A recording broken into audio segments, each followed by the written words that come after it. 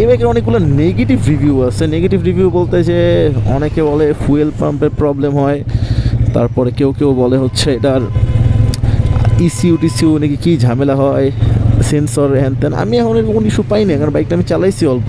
কিন্তু আজকে আমি যেটা পাইছি সেটা হইতেছে ভাই, বাইকের সেলফ দেই, সেলফের মোটর হালকা ঘুরে কিন্তু বাইক স্টার্ট হয় না। তো তারপরে আমি ভাবলাম যে আমার সেলফের মোটরটা কি কেটে গেল।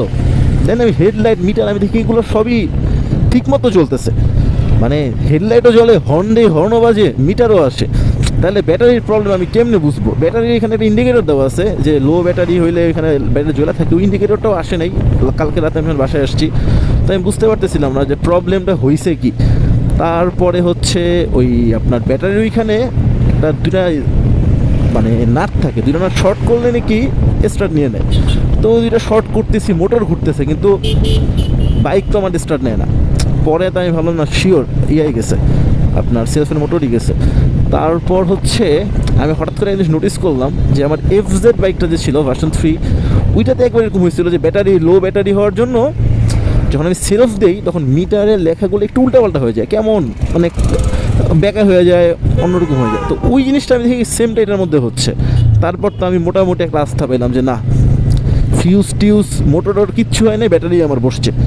পরে ব্যাটারি খুলে আমার বাসায় চার্জার আছে 12 ভোল্টের, তো ওইটা দিয়ে চার্জ দিলাম আধা ঘন্টার মতো, দিয়ে এরপরে যখন ব্যাটারি আবার নিচে এনে নিজেই সেট করলাম, তারপর দেখি ভাই বাইক আমার স্টার্ট নিয়ে নিছে। আমার মাথা পাতলা, আমার মন খুশি, খুশিতে আমি বের হয়ে গেছি।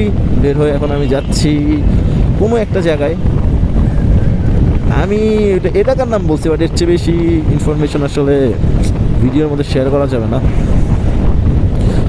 তো আলহামদুলিল্লাহ আমি বাইকটা নিয়ে 100তে 100 স্যাটিসফাই আছি। এটার ব্রেকিং, এটার কন্ট্রোলিং, আর ওয়েট ইস্যু যেটা ভাই, ওয়েট ইস্যু কখন হয়? আপনার হাইট হইতেছে 5 ফুট 5 ইঞ্চি, 5 ফুট 4 ইঞ্চি, আপনি নিছেন 154 কেজির একটা বাইক। আপনার মানে ভারী বাইক হইলে যে বডি বিল্ডার হইতে হবে এমন কিছু না ভাই। আমি অনেক পাতলা পাতলা একটা ছেলে, কিন্তু আমার হাইটটা আমি একটু বেশি, 5 ফুট 9-10-এর মতো হব।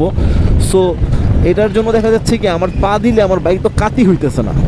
এটার জন্য আমি ওয়েটের জন্য প্রবলেম কি, আমি উল্টা অ্যাডভান্টেজ ফিল করতেছি। আমি ব্রেক করার সময়, গাড়িটা নিয়ে ডানে বাউলি মারার সময় আমি সেই একটা গ্রিপ ফিল করতে পারতেছি, যেইটা নাকি ভাই আমি 4V-তে পাই নাই। 4Bর ব্রেক, এটার ব্রেক আকাশ পাতাল পার্থক্য 4Bর ABS-এর সাথেও, কারণ 4Bর বাইকটা অনেক কম।